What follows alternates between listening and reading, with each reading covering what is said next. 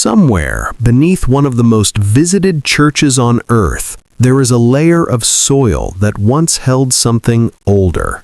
An altar, a pit carved into stone, and above that pit, words chiseled in Latin that promised eternal life through blood. Not the blood you are thinking of, not the one your Sunday school taught you about. A different blood, from a different God. And when the new religion arrived, they did not argue with the old one. They did not debate it. They took a chisel to the stone and scraped the words off. Then they built a basilica on top. You have walked over it. Millions have, and almost none of them know what is underneath. That is how you erase a ritual. Not with fire, with architecture. This is the story of 10 ancient ceremonies so disturbing, so dangerous to the civilizations that came after them, that entire empires mobilized to make sure you would never learn they existed. But the ground has a longer memory than any empire, and it is starting to talk. On a hill in Rome that you now call Vatican Hill, there once stood a sanctuary dedicated to a goddess called Cybele. The Romans called her Magna Mater, the Great Mother. Her worship was not fringe. It was not underground. The Roman Senate itself formally imported her cult to Rome in 204 BCE during the Second Punic War, making it the first officially sanctioned foreign religion in Roman history. And at the center of her worship was a ritual called the Taurobolium. Here is what happened. An initiate climbed down into a pit dug into the earth. Above the pit, a massive bull was led onto a platform of wooden planks drilled with holes. The priests raised the blade, and in the minutes that followed, the blood of the bull fell through the planks onto the person below, who raised their face into the stream. When they climbed out, drenched from head to foot, the crowd watching called them renatus in aeternum, reborn for eternity. That phrase has been recovered on altar inscriptions from Vatican Hill itself. The dates on those inscriptions run from 160 CE all the way to 390 CE, meaning this ritual was still happening within a decade of Christianity becoming the only legal religion in the Roman Empire. The theological competition was not ancient history, it was happening in real time. And what happened next is still visible in the stone. At least 11 Taurobolium altar inscriptions from Vatican Hill show evidence of deliberate chiseling. Not the altars themselves, the altars remain, but the dedications. The names of Cybele and Attis, her divine consort, were physically removed from the rock, while the stone structures were left standing. That is the signature of state-directed erasure. You chip out the name when you need the claim that name was making to belong exclusively to someone else. Blood that redeems, rebirth through death, eternal life granted through ritual. If that sounds familiar, it should. And the building they put on top of the sanctuary is called St. Peter's Basilica. Now, before you think this kind of erasure only happened in Rome, let me take you somewhere colder. Somewhere the preservation was so perfect that the evidence could not be chiseled away because it was frozen into the body itself. In 1950, two peat cutters working outside Silkeborg, Denmark, stopped digging and called the police. The body they had found looked so fresh, stubble still visible on the jaw, eyes closed as if sleeping, that the officers assumed it was a recent homicide.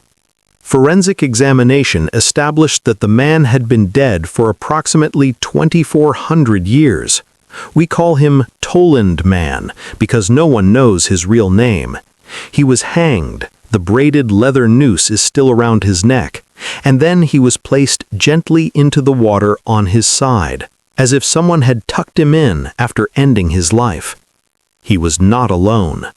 Over 500 bog bodies have been recovered across Denmark, England, Ireland, and Germany. And when you analyze them together, something emerges that random violence does not explain: a pattern. Toland man was hanged. Grabale man, found in central Denmark and dated to around the 3rd century BCE, had his throat cut so deeply the wound nearly reached the spine. No defensive wounds, no signs of struggle. Lindau man, discovered in 1984 in a peat bog in Cheshire, England, is the one that changed everything. He was struck twice on the skull with a blunt object. He was garroted with a sinew cord that fractured a vertebra in his neck. And then his throat was cut. 3 separate methods of killing applied to one man in sequence, deliberately. Forensic analysts who studied his remains described the triple death as ritualistic, not chaotic. The difference between a killing staged with ceremonial precision and a killing done in rage. But here is the detail that should stop you cold. The isotopic analysis of nitrogen levels in bone and teeth across multiple bog body specimens consistently shows elevated markers for high-protein diets. These were not prisoners. These were not slaves dragged from the bottom of society. They were eating like nobility in the years before they died. And Lindau man's stomach contents sealed it. His last meal included burned, unleavened bread made from multiple grain species. And in that bread, there was mistletoe pollen. Pliny the Elder, writing in the 1st century CE, specifically described mistletoe as the most sacred plant in Druidic ritual, cut from the oak with a golden sickle, never allowed to touch the ground. Mistletoe in the last meal of a man killed 3 times with no signs of resistance, found in a bog in northern England. Something was being communicated. But the culture communicating it left no written language. The Druids transmitted their knowledge orally and died with their tradition. Julius Caesar and Tacitus both described Celtic sacrifice in general terms, but neither specified the triple death formula. The ceremony itself, the words spoken, the meaning of the 3 deaths, the reason these high-status individuals went willingly, all of it was lost when Christianity spent centuries replacing what it could not understand. The bogs kept the bodies.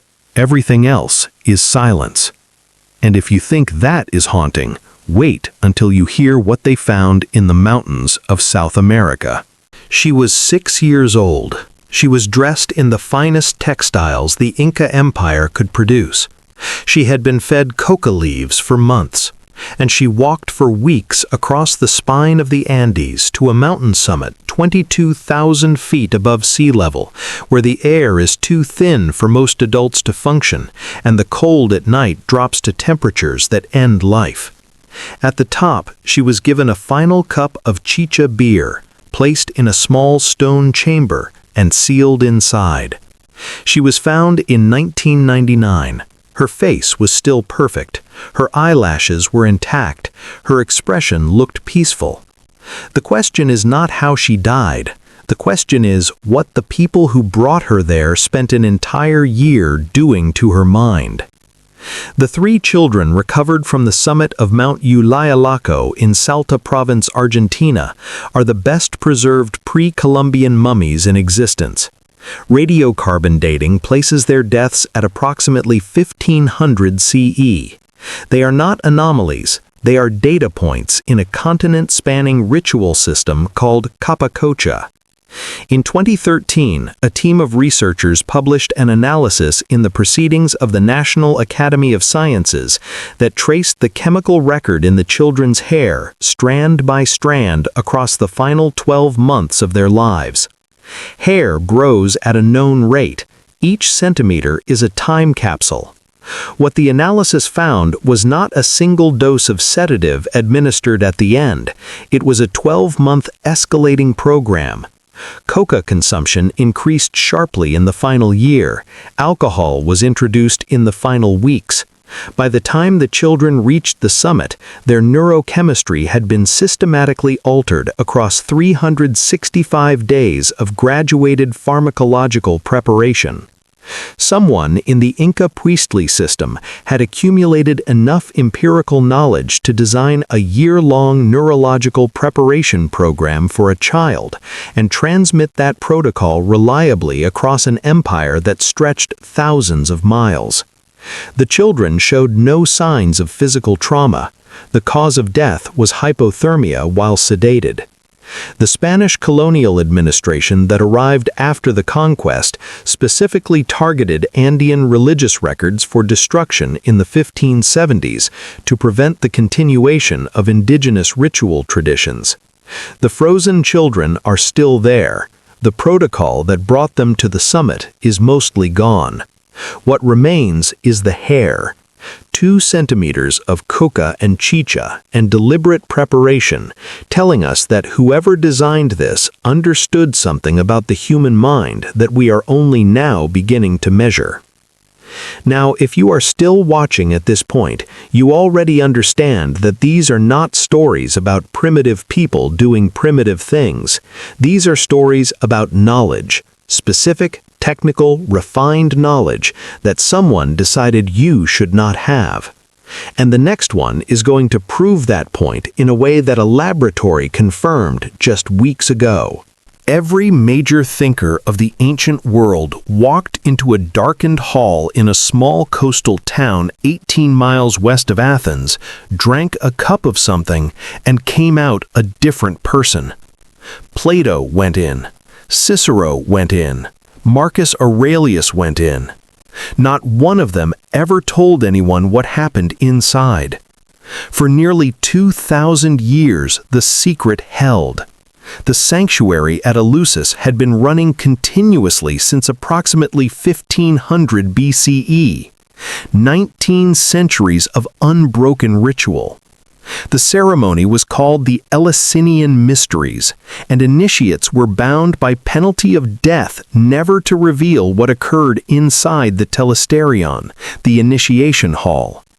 In 415 BCE, the general Alcibiades was condemned to death for allegedly performing a private imitation of the mysteries at a dinner party.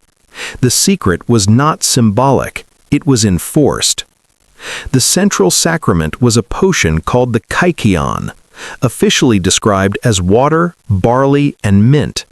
But in 1978, chemist Albert Hofmann, the man who synthesized LSD, joined classical scholar Carl Ruck and ethnomycologist Gordon Wasson to argue that the barley was almost certainly infected with ergot, a fungus producing alkaloids chemically related to LSD. The theory had a fatal flaw. Ergot is lethally toxic. How could the Greeks administer it safely to thousands every year for 2 millennia? Then, in 2026, a study published in Scientific Reports demonstrated that boiling ergot with lye, a solution made from water and wood ash, destroys the toxic compounds while preserving the psychoactive ones. The priestesses of Eleusis could have done this with materials available in any ancient kitchen. Earlier archaeological work at a related sanctuary in Spain had already found ergot alkaloids in a ritual drinking vessel. The telesterion held 3,000 initiates at once. Whatever happened inside, it happened to crowds, and the testimony of those crowds is remarkably consistent. Plato wrote that the initiated could face death without fear because they had already seen what lies beyond it. Cicero wrote that Eleusis gave him not only a way to live with joy, but a way to die with better hope. These are not the words of men describing a performance. When Emperor Theodosius ordered the sanctuary destroyed in 396 CE, his agents confiscated and destroyed the priestly records that had been kept for generations. The philosopher Eunapius called the erasure a civilizational catastrophe. If the foundation of ancient philosophy's most confident claim about the soul surviving death was built on a chemically induced experience that a priestly class could produce on demand, what exactly did they know? And why was destroying every record the first order of business? Now I need you to stay with me here, because the next three are going to come fast, and each one is going to add a new dimension to this pattern. In 450 BCE, the historian Herodotus described a ritual so strange that the academic world spent the next 2,400 years calling him a liar. Scythian warriors, he wrote, would erect small felt tents over heated stones, throw hemp seeds onto the stones, crawl inside and breathe the vapor. They would howl with pleasure. This was their purification ceremony after a burial. For nearly 100 generations of scholars, it was dismissed as one of Herodotus's tall tales about barbarian peoples at the edge of the known world. Then, Soviet archaeologist Sergei Rudenko opened a series of frozen burial mounds in the Altai Mountains of Siberia. Inside multiple burial chambers, he found bronze cauldrons containing carbonized hemp seeds and heated stones. He found felt textile fragments consistent with the tent construction Herodotus described. He found the tent pole structures. The Pazyryk culture is dated to 500 to 300 BCE, contemporaneous with Herodotus. He was not repeating second-hand rumors. He was describing in accurate technical detail a practice actively occurring in his own lifetime. The Scythians left no writing system. Their ritual knowledge died with their culture. What Herodotus preserved was the only written record in existence, and the instinct of scholarship for 2,400 years was to assume he was making it up. Herodotus was right about the felt, the stones, the seeds, the howling. He saw it, he wrote it down, and for over 2 millennia, the people who came after him decided he probably had not. While the Scythians were breathing hemp smoke on the Eurasian steppe, something far more elaborate was happening in northwestern Greece. At a site called Ephora, above the confluence of 2 rivers the Greeks identified as the rivers of the underworld, there stood an institution called the Necromantion, the Oracle of the Dead. Imagine this. You have been fasting for 3 days. You have eaten only beans, pork fat, and shellfish. You have been kept in total darkness long enough to lose track of time. A robed figure leads you down a stone corridor through 12 locked bronze doors, each sealing behind you. In the dark ahead, something moves. It sounds like a voice you recognize. This was not a nightmare. This was a functioning institution for over 4 centuries. The site was excavated in the early 1960s. What emerged was a multi-story underground complex with stone corridors and an inner sanctum accessible only through the 12 bronze doors. The preparation rooms contained large deposits of lupin seeds, which contain alkaloids that produce disorientation and hallucinations. The site sits above a limestone cave system that emits low-level gases, including hydrogen sulfide, which causes dissociation and visual disturbance, the same effect documented at the Oracle at Delphi. Multiple simultaneous mechanisms: pharmacological, geological, sensory, theatrical. Any one alone could be dismissed. Together, they constitute a system. Someone designed all of these inputs to work together, refined the combination across generations, and produced a repeatable result. That is not theater. That is a technology for manufacturing a specific neurological experience. And the Roman general who destroyed it in 167 BCE did not close it. He buried it under rubble. You do not bury a theater. You bury something that works. Now the next one is going to take us to a place where the evidence was buried under something even heavier than rubble. It was buried under 5 centuries of academic consensus. When Rome destroyed Carthage in 146 BCE, the general Scipio Aemilianus watched the city burn for 17 days. But behind the temple quarter, in a walled precinct, in what is now the Salambo neighborhood of modern Tunis, the ground held something the Romans did not touch. Over 20,000 urns buried in shallow graves, each one containing the cremated remains of a child, accumulated over 6 unbroken centuries. The Tophet at Salambo was systematically studied by Harvard archaeologist Lawrence Steger in the 1970s and 1980s. The urns were dated continuously from approximately 800 BCE to 146 BCE. The remains belonged overwhelmingly to children under 3 years of age, with a significant proportion showing gestational or neonatal bone development.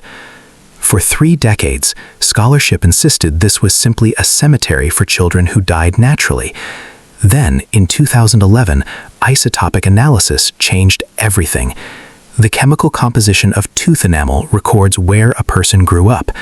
The results showed the children were overwhelmingly local-born, children of Carthaginian families, not slaves, not outsiders, citizens' children, drawn from across the social spectrum over 6 centuries.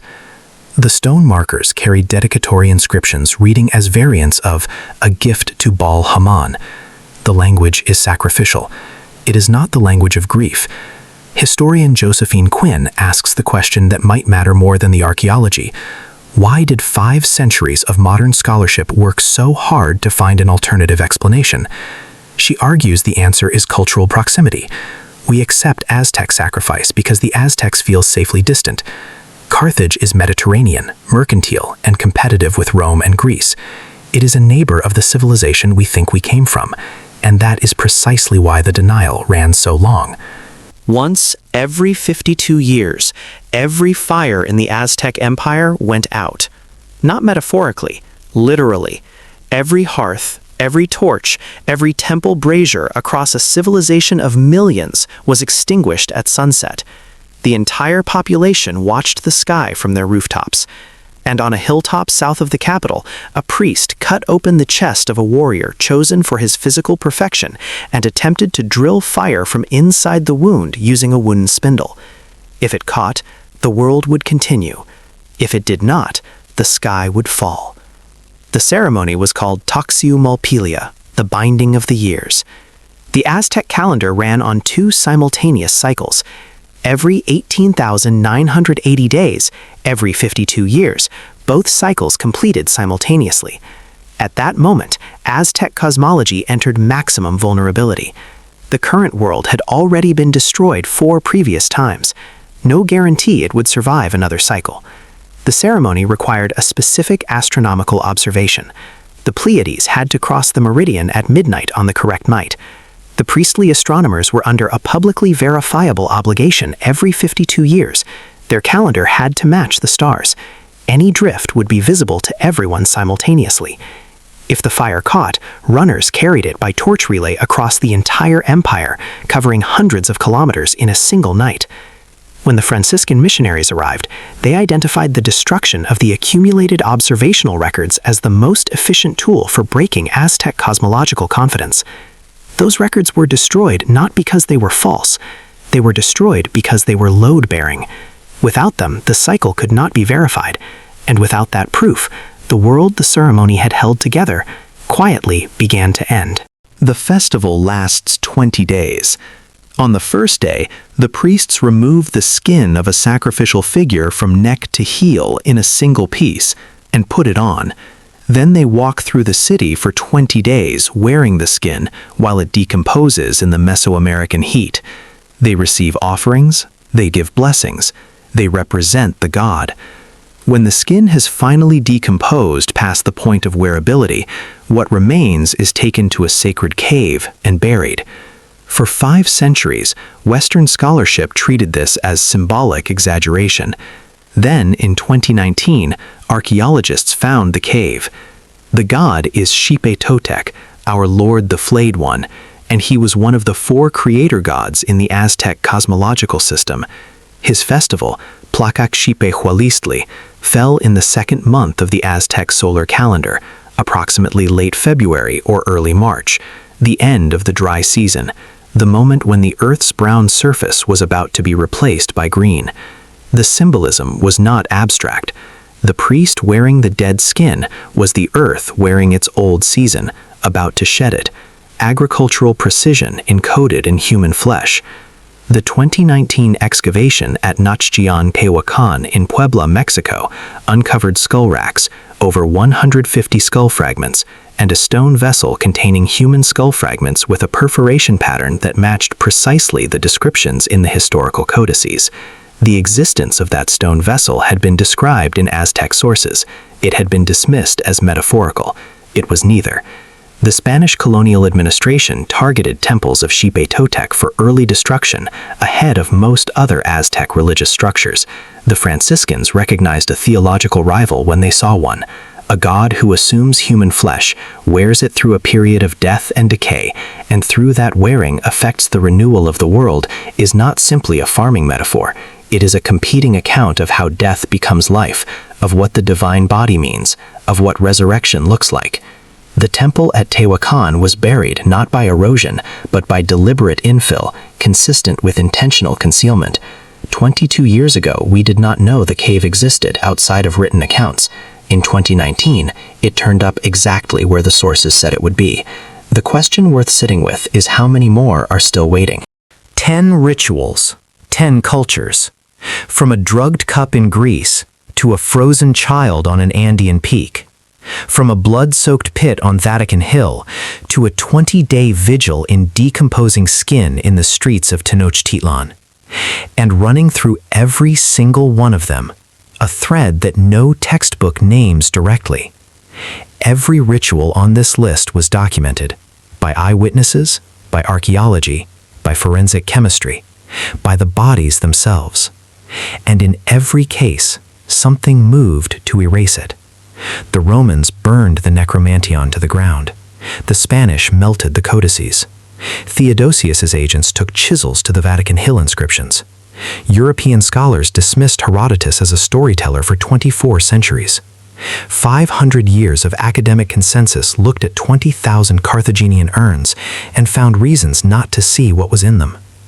The people who designed these ceremonies were not primitives stumbling towards civilization. They were engineers of the threshold.